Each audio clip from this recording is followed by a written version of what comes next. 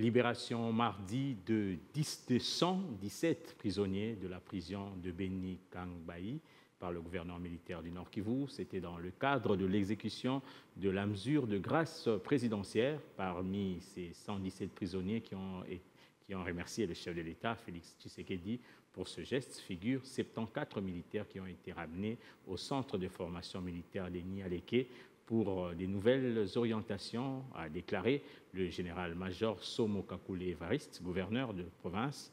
Le détail dans ce reportage signé Patrick Sialoura. Le gouverneur militaire du Nord Kivu, le général-major Somo Kakule Evariste, à la prison de Béni Kangbayi mardi 8 avril 2025. L'autorité provinciale est venue exécuter dans cette maison carcérale la mesure de la grâce présidentielle en libérant 117 prisonniers jadis condamnés, parmi lesquels 74 militaires. Les bénéficiaires de cette grâce présidentielle ont rendu des hommages au chef de l'État, Félix Antoine Tshisekedi, pour leur liberté. Je me sens très à l'aise. J'aimerais remercier le Dieu parce que ce qu'on a eu à Kamandara libéré, mais par la grâce de Dieu, parmi les listes. Na komisi nzambe pona président na biso ya république asalisi biso pona libération.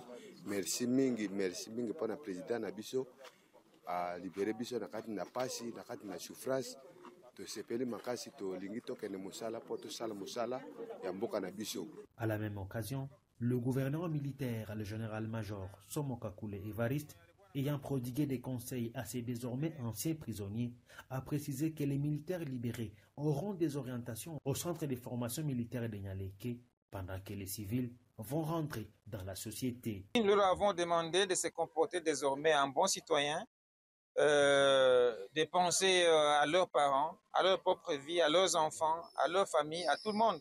Sinon, ils sont élargis aujourd'hui, oui, mais s'ils recommencent encore, ils vont retourner dedans. Pour les militaires, ce n'est pas compliqué. Ils sont récupérés d'ici, ramenés au centre de Nialeke, où ils sont pris en charge pour leur identification, leur orientation vers les unités de provenance et pour maintenir la discipline.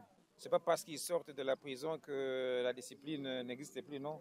Ils doivent être encadrés et la vie continue. Soulignons que cette libération a eu lieu en présence des responsables du Bureau conjoint des Nations Unies aux droits de l'homme, de la section d'appui à la justice et celle d'appui à l'administration pénitentiaire de la MONUSCO.